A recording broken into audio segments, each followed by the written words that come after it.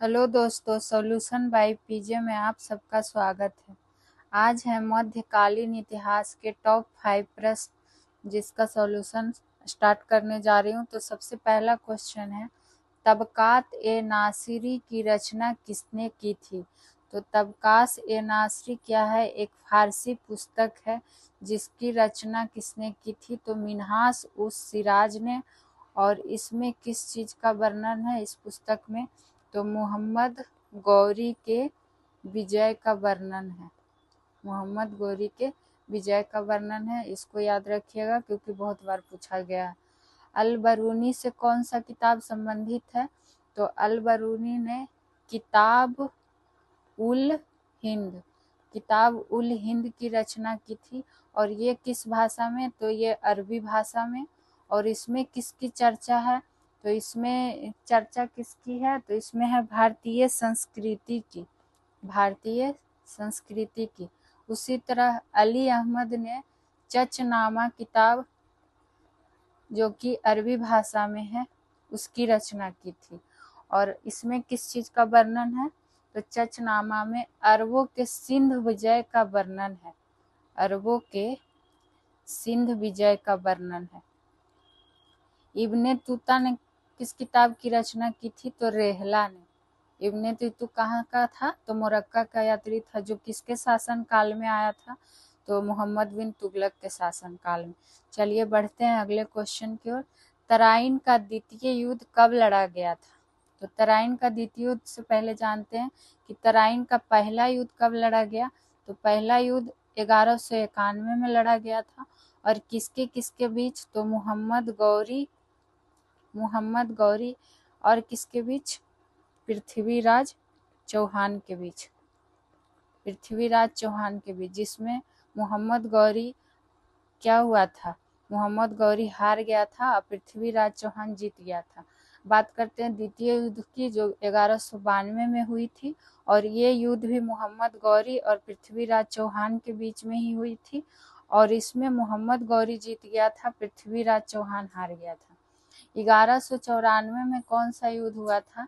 तो इसमें हुआ था चंदावर का युद्ध। और इसमें किसके किसके बीच हुआ था? तो ये युद्ध हुआ था मोहम्मद गौरी और किसके बीच में? जयचंद के बीच में। जिसमें जयचंद की क्या हुई थी? हार हो गई थी। और इस मोहम्मद गौरी इसमें जीत गया था। तो मोहम्मद गौरी का जीत 1194 में भी हुआ है, 1192 में भी हुआ है। तो चलिए बढ़ते हैं अगले क्वेश्चन की ओर। इक्ता प्रथा की शुरुआत किसने की थी? तो सबसे पहले जानते हैं कि इक्ता प्रथा क्या था। तो सल्तनत काल में क्या होता था कि सेना को वेतन के बदले भूमि दिया जाता था, वही था इक्ता प्रथा। तो इक्ता प्रथा की शुरुआत की बात करें तो ये किसने की थी? इल्तुतमिश ने की थी। उसी तरह पूछ लिया जाता है कि इक्ता प्रथा की मतलब कि इक्ता प्रथा को बंद किसने किया था? तो बंद की बात जब आएगी कि इक्ता प्रथा को बंद किसने किया, तो अलाउद्दीन खिलजी ने। लेकिन वही फिर से पूछेगा कि इक्ता प्रथा की पुनः शुरुआत किसने की? तो ये किसने किया था? फिरोज शाह तुगलक, FST यानी कि फिरोज शाह तुगलक। तो चलिए बढ़ते हैं अगले क्वेश्चन की ओर।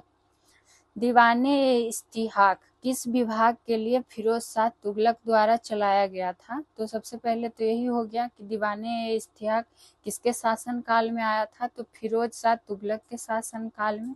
और दीवाने-ए-इस्तिहाक किसके लिए दिया जाता था? तो पेंशन के लिए चलाया गया था। उसी तरह राजकीय अस्पताल के लिए क्या चलाया गया था?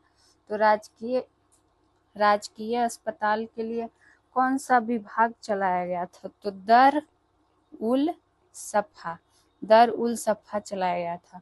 और दास के लिए क्या चलाया गया था? तो दीवाने ए बंदगान। तो चलिए बढ़ते हैं अब अगले और लास्ट क्वेश्चन की ओर। गुलाम वंश का संस्थापक कौन था? तो गुलाम वंश की स्थापना कब हुई थी? तो 1206 में हुई थी। और इसके स्थापना किसने की थी? तो कुतुबुद्दीन ऐबक ने। लेकिन यही पूछ देगा कि वास्तविक संस्थापक कौन था गुलाम वंश का? तो वास्तविक संस्थापक था इल्तुतमिश। और इसको इल्तुतमिश का कभी कभी अर्थ भी पूछ लिया जाता है कि क्या होता है, तो इसका अर्थ होता है चंद्रमा का स्वामी। यह इसके नाम का अर्थ है। कुतुबुद्दीन ऐबक को लाख बख्श भी कहा जाता था, लाख बख्श भी कहा जाता है, पील बख्श भी कहा जाता है। यहाँ पे सिर्फ मैं आपको वैसा क्वेश्चन ही करवाती हूँ जो एक दूसरे के जैसे एक जैसे ही लगते हैं, बिल्कुल वैसा ही प्रश्न लाती हूँ। और टॉपिक की बात है तो वो मैं हर संडे स्पेशल में करवाऊंगी, टॉपिक वाइज टॉपिक। तो आप लोग पूरा वीडियो जरूर देखिएगा, टॉप 5 प्रश्न का भी और संडे स्पेशल के। इसी तरह बने रहिए चैनल में, चैनल को सब्सक्राइब कीजिए पसंद आती है मेरी वीडियो तो। चलिए मिलते हैं इसी तरह टॉप 5 के अगले सेशन में।